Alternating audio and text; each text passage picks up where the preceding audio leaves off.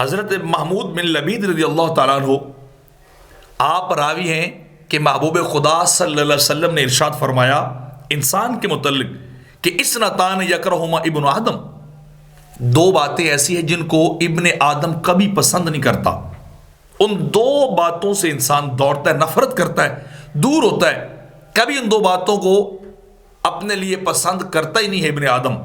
ان میں سے پہلی بات میرے آقا علیہ السلام نے فرمائی الموت، کہ وہ موت کو ناپسند کرتا ہے. والموت خیر من الفتنۃ، لیکن موت ابن آدم کے لیے اس دنیا کے فتنوں سے، دنیاوی آزمائشوں سے کئی گنا بہتر ہے کہ وہ دنیا میں رہے، زندگی میں وہ ایمان کے فتنوں کا شکار ہو جائے اور دوسرے فتنوں کا شکار ہو جائے، اس کی آخرت کو برباد کر دیں، جو اس کے عمل کو برباد کر دیں.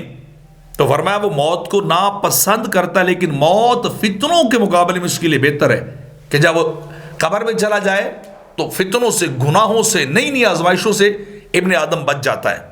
اور دوسری بات میرے آقا فرماتے ہیں یکرو قلت المال، مال کی کمی کو ابن آدم کبھی پسند نہیں کرتا.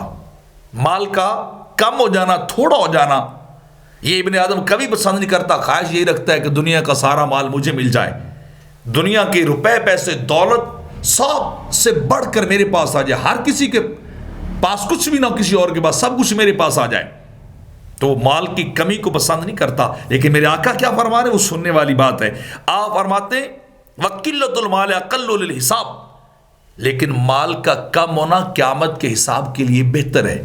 کل جا کے حساب مختصر شارٹ دینا پڑے گا، وہاں اکاؤنٹیبلٹی کا سسٹم بالکل شارٹ سا ہو جائے گا.